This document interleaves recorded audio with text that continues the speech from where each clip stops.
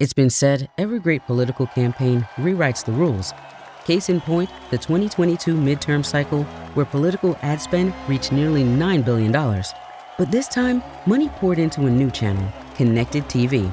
CTV spending was up more than 1,500% compared to the same period in 2020, and that was during a kind of important presidential election. It's not a surprise. Throughout history, winning candidates have always found ways to beat their rivals by being the first to adopt new media channels. And for modern political advertisers, streaming TV is proving to be that new frontier. For campaign managers, ad-supported streaming services have become a critical piece of their strategy when it comes to reaching younger and more segmented audiences. There's no debate. Political advertisers have it better than ever. But how did we get here?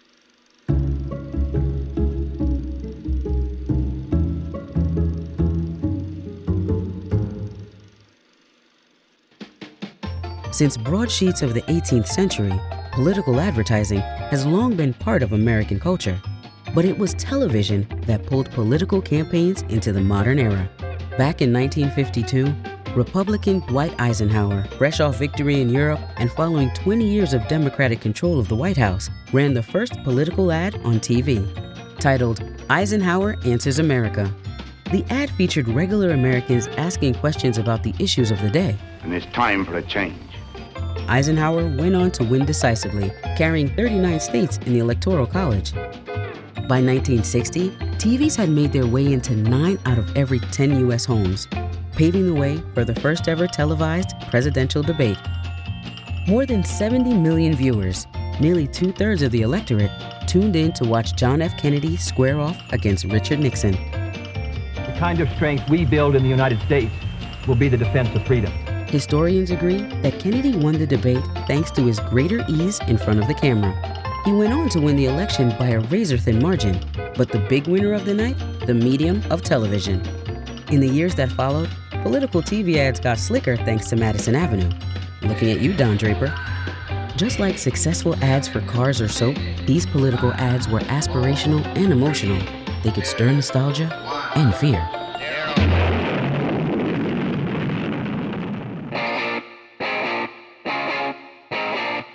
With cable television arrived the concept of the demographically directed network, like MTV, which catered to an audience of teenagers and young adults. In 1992, Bill Clinton seized the opportunity.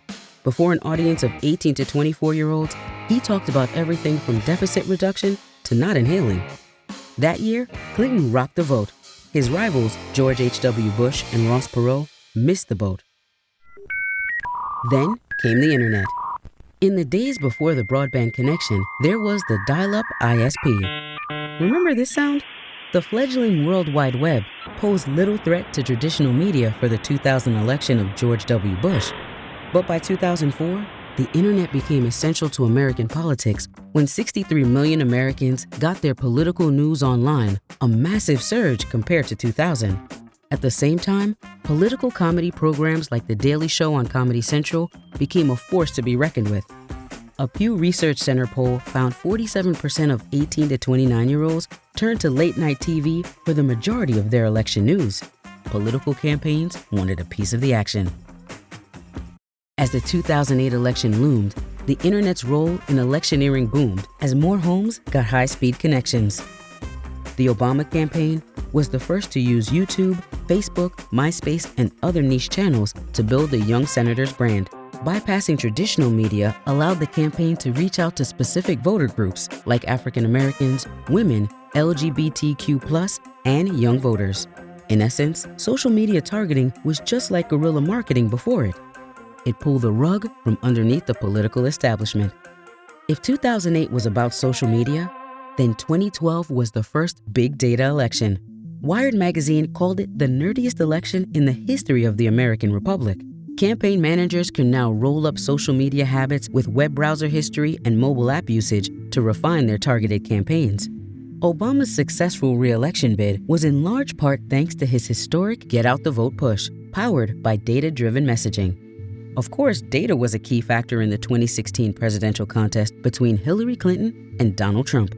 It allowed the Clinton campaign to create statistical models of Democrat-leaning voters who might need a nudge. Still, her data battleship didn't clinch victory in key battleground states. Political pundits have 1,000 reasons why.